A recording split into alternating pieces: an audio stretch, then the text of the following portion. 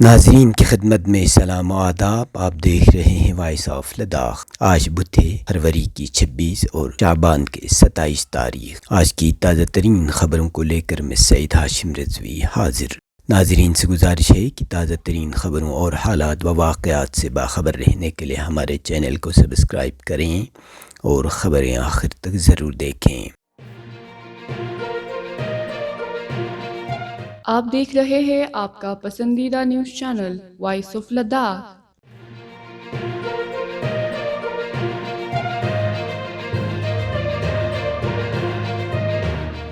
لداخ خود مختار پہاڑی ترقیاتی کونسل کرگل کے سربراہ ڈاکٹر جعفر آخوند نے آج ہل کونسل سیکریٹریٹ میں ایک اہم اجلاس کی صدارت کی، جس میں حالیہ شدید برف باری، موسمی حالات اور تعلیمی اداروں پر ان کے اثرات کا جائزہ لیا گیا۔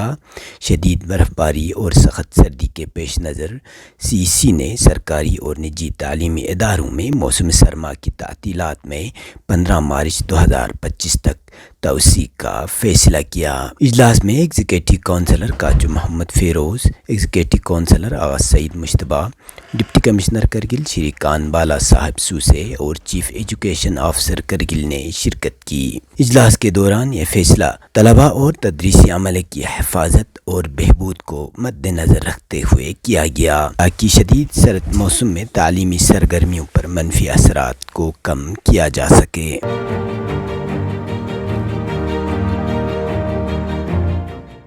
محکمہ موسمیات کی پیشگوئی کے عین مطابق منگل کی رات سے جموں کشمیر اور لداخ کے مختلف علاقوں میں درمیانی سے شدید برف باری کا سلسلہ جاری ہے، جس سے طویل خشک موسم کا خاتمہ ہوا اور کسانوں نے راحت کی سانس لی۔ ہمارے نمائندے کے مطابق کرگل ضلع کے مختلف علاقوں میں گزشتہ رات سے برف باری کا سلسلہ جاری ہے، جس کے نتیجے میں کرگل ضلع کے جنوبی علاقے ٹی ایچ جی بلاک، سانکو، برسو علمدار نالہ، ستخپا امبا اور سرو میں تقریباً 1 فٹ، جبکہ بعض علاقوں میں اس سے بھی زیادہ برف پڑ چکی ہے۔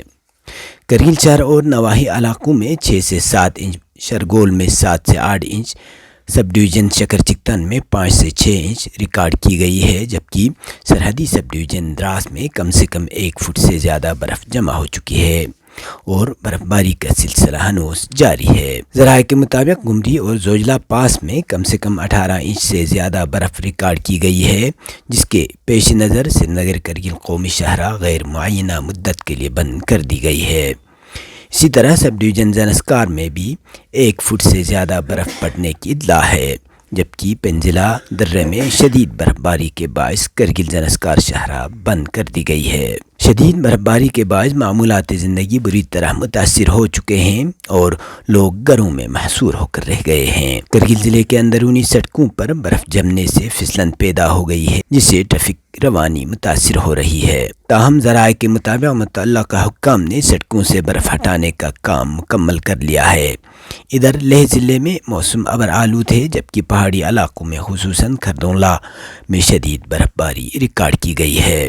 تاہم اب تک ہوائی اور زمینی ٹریفک معمول کے مطابق جاری ہے۔ انڈین میٹرولوجیکل ڈپارٹمنٹ کے مطابق 25 سے 28 فروری کے دوران کرگل سمیت لداخ کے بالائی علاقوں میں درمیانی سے شدید درجے کی برف باری کا امکان ظاہر کیا ہے۔ برف باری کے نتیجے میں ابھی تک کہیں سے کوئی بھی ناخوشگوار واقعے کی خبر نہیں ملی ہے۔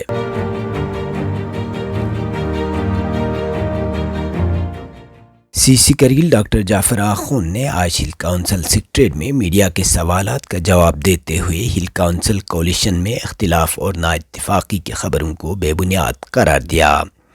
انہوں نے کہا کہ ہل کونسل میں شامل اتحادیوں کے درمیان کسی قسم کی ناچاقی نہیں ہے۔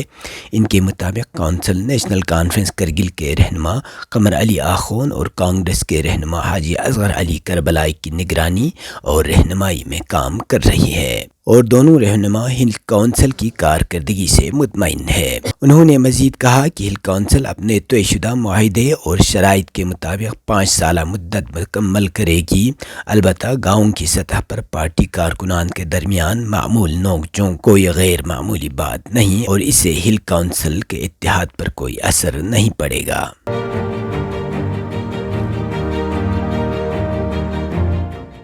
Lieutenant governor brigadier doctor B D Mishra نے ایل جی سیکریٹریٹ میں national highways and infrastructure development corporation limited NHIDCL اور high specialty and protocol department کے عہدیداروں کے ساتھ میٹنگ کی۔ میٹنگ میں principal secretary Sanjeev Khirwar, director L Franklin, secretary تعلیم بانو پروا اور director high specialty and protocol Musa Kunzang اور جنرل منیجر NHIDCL موجود تھے۔ ایل جی نے گیسر پیلس میں سٹاف کوارٹر اور کمروں کی تعمیر کی تکمیل میں تاخیر کے بارے میں دریافت کیا۔ انہوں نے مذکورہ عمارتوں کو UT انتظامیہ کے حوالے کرنے میں تاخیر کی وجہ سے مہمانوں، اہلکاروں اور ملازمین کو درپیش مسائل پر روشنی ڈالی۔ NHIDCL کے مینیجر نے ایل جی کو تعمیراتی کام کو مکمل کرنے میں درپیش مسائل سے آگاہ کیا۔ ایل جی نے NHIDCL سے 15 جون 2025 تک گیسر پلیس میں عمارتوں کے حوالے کرنے پر زور دیا اور ان کی ادائیگیوں کو وقت پر یقینی بنانے کے لیے ضروری اقدامات کرنے کا یقین دلایا۔ Lieutenant governor brigadier doctor B D Mishra نے لداخ میں 4G موبائل خدمات پر بھی تبادلہ خیال کیا۔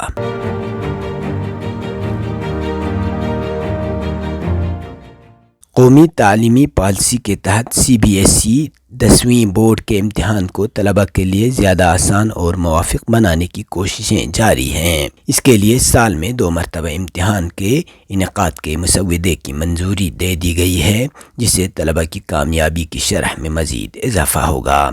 منگل کو central board of secondary education CBSE نے سنہ 2026 سے 10ویں کلاس کے بورڈ امتحان سال میں 2 بار کرانے کے مسودے کو منظوری دی ہے۔ حکام کے مطابق اس مسودے کو CBSE کی ویب سائٹ پر اپلوڈ کر دیا گیا ہے تاکہ لوگ اس پر اپنی رائے دے سکیں۔ اس سے وابستہ افراد یا ادارے 9 مارچ تک اپنا جواب دے سکتے ہیں۔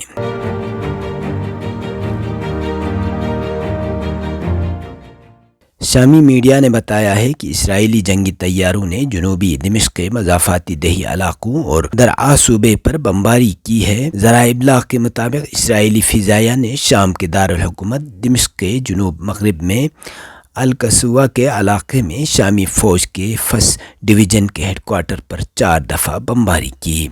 المیادین کے مطابق جنوبی شام کے خلاف اسرائیلی حکومت کی جارحیت بشار الاسد حکومت کے خاتمے کے بعد سے اب تک کی سب سے وسیع جارحیت ہے۔ یہ تب تک کی خبریں، اسی کے ساتھ مجھے اور میرے ساتھیوں کو دیجیے اجازت۔ اللہ حافظ۔